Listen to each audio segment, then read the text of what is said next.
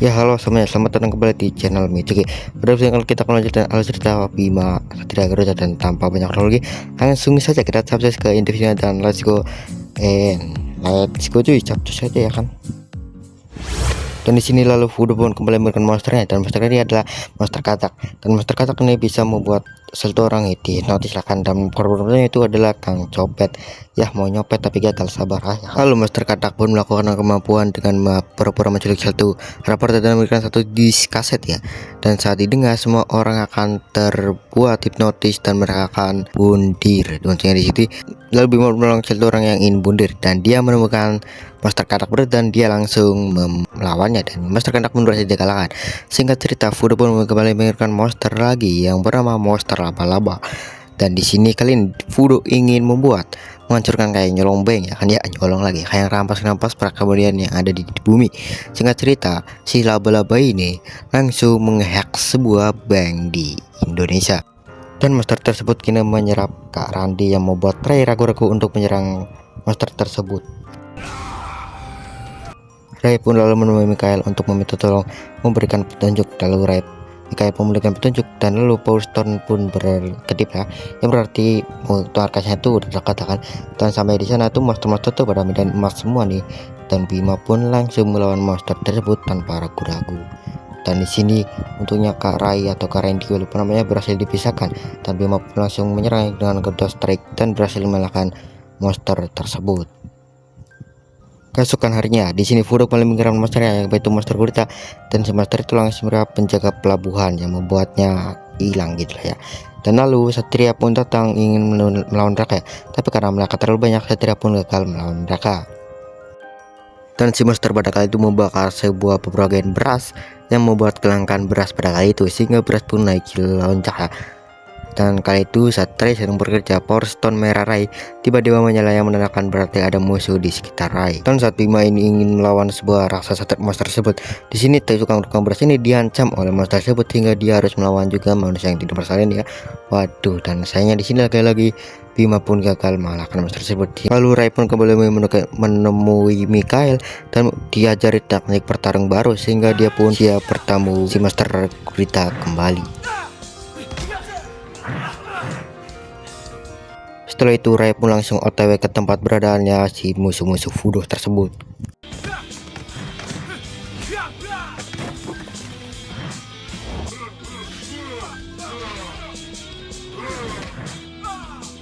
Lalu sang Garuda pun menyemburkan tinta yang membuat si Bima ini cukup kesusahan, tapi untungnya Bima berhasil kembali simbang karena dia sudah diajar teknik oleh Mikael. Kemudian pertarungan makan sengit hingga Bima mendapatkan jurus baru yang bernama Garda Crusher, dan dia langsung menendang jurus tersebut dan langsung mengalahkan si monster Garuda tersebut, dan monster kali ini kembali dikalahkan oleh Bima.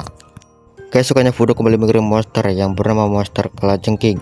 Kali ini dia pun menyerap sebuah pekerja tenaga listrik ya, yang bekerja tenaga listrik ya, dan lalu dia pun diserap kekuatannya, dan setelah itu mati lampu total pun terjadi ya teman-teman, listrik ya, listriknya itu mati padam semua teman-teman.